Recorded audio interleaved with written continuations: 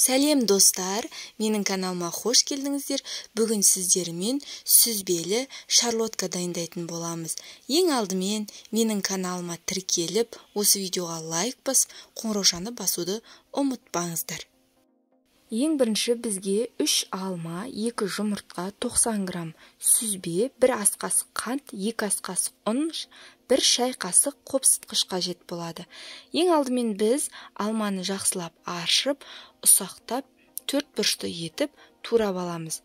Достар, міндетті түрде 3 алма емес, өздеріңізге қажетті 2 алма немесе 4 алма қылып та қоса берулеріңізге болады. Достар, сіздерге де осы пирогты жасап көруге кеңес беремін. Өте дәмді болып шығады.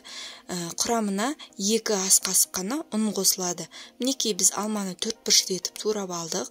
Келесі кезекте жұмыртқа мен қантты жақсылап миксерлеп алуымыз керек.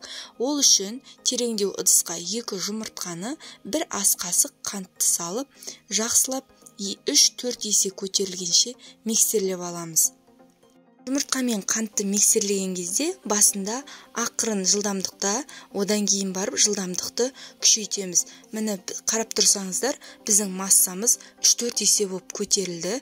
Осылайша әрі қарай массамызға біз 2 ас қасық ұнға 1 шай қасық қопсытқышты араластыра отырып, осы массамызға саламыз. Массаға ұнды салғаннан кейін де тағы да жақсылап миксерлеп алатын боламыз.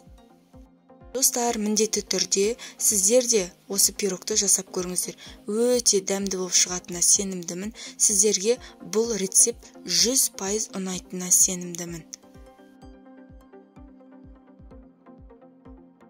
Достар, мінекей біз ұнды араластырып алдық. Енді біз осыған 90 грамм сүзбемізді саламыз. Сүзбені салғаннан кейін бірыңғай масса болғанша жақсылап араластырып аламыз.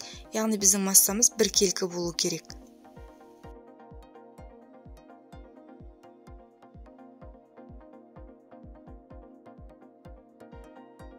Достар, келесі кезекте массамызға өте ұсақ етіп, 4 бұрышты етіп туралған алманы қосатын боламыз. Алманы да жақсылап біркелкі болғанша араластырып аламыз. Мінекей пирогтың дайын болуына 2-3 қана қадамдар қалды. Достар, сіздерге видео ұнаса, лайк басып, каналға тіркеліп, қоңыраушаны басуды ұмытпаңыздар. Достар, мінекей біздің творожная шарлотканың массасы дайын. Келесі кезекте 18 диаметрлік ыдысқа пісіретін боламын. Егер сіздерде ыдыстарыңыз үлкен болса, творожная шарлотканың құрамын үлкейтіп көбірек қоссаңыздар болады. Мен 18 диаметрлікке пісіріп жатырмын. Менде ондай ыдыс болмағандықтан осындай кольцоға астына пергамент төсеп жасап жатырмын. Егер сіздерде шағын ыдыс болса, соған пісіре берсеңіздер болады. Кез келген пирог пісіретін ыдысқа пісіруге болады. 190 градуста 25 минутта пісіріп аламыз. Мінекей достар, аз ғана уақыттың ішінде творожная шарлотка дайын. Міне ыстық күйінде тұр. Қазір мен ыдыстан босатамын және кесіп дәмін көретін боламын.